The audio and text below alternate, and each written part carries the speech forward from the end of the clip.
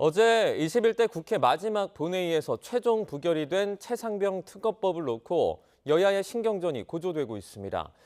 민주당은 곧 시작될 22대 국회에서 즉각 재발의하겠다고 밝혔고, 국민의힘은 공수처 수사를 지켜보자는 주장을 굽히지 않고 있습니다. 취재기자 연결해서 자세하게 알아보겠습니다. 강민경 기자.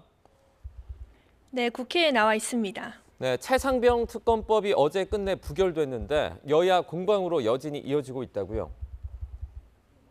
네, 민주당은 22대 국회 개원 즉시 당론 1호 법안으로 최상병 특검법을 다시 발의하겠다는 방침을 세웠습니다.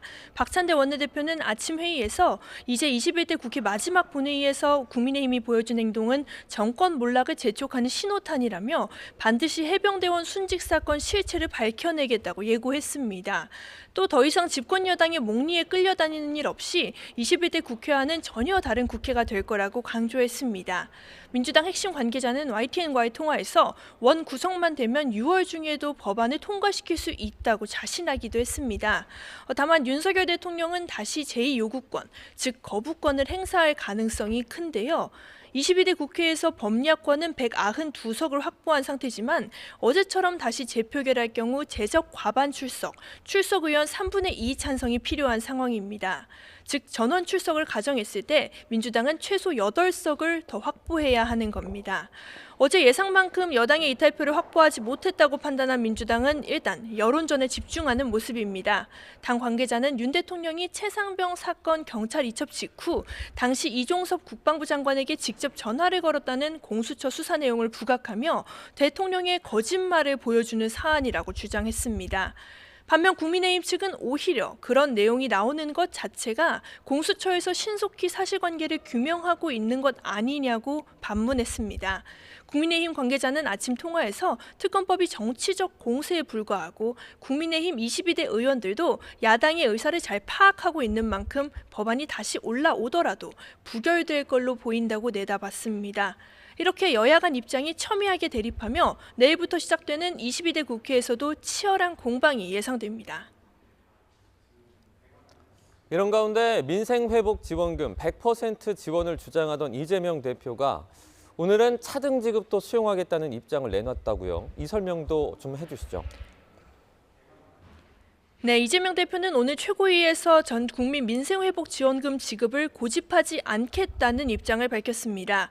정부 여당이 예산 문제 때문에 민주당의 요구를 받아들이기 어렵다면 차등 지원도 수용하겠다고 말한 건데요. 직접 들어보시겠습니다.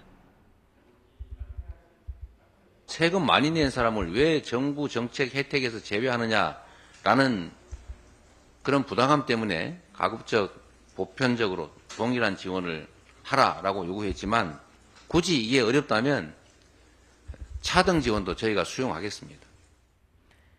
이어 구체적인 방법으로 고소득층에 대한 매칭 지원, 즉 일정 소득 이하는 정부가 100% 지원하지만 나머지는 정부가 일부만 지원하는 방안도 받아들이겠다고 설명했습니다. 그러면서 정부 여당을 향해 경기도 살리고 민생도 보살피는 이 정책을 수용하고 구체적인 내용을 신속하게 만나서 협의했으면 좋겠다고 제안했습니다. 21대 국회 임기 막판 연금 개혁을 띄웠던 이 대표가 이번엔 민생회복지원금 차등 지원 카드를 꺼내들며 22대 국회 주도권 싸움에 나섰다는 해석도 나옵니다. 이 같은 야당의 제안에 일단 국민의힘의 추경호 원내대표는 기존 입장을 유지했습니다. 직접 들어보시겠습니다.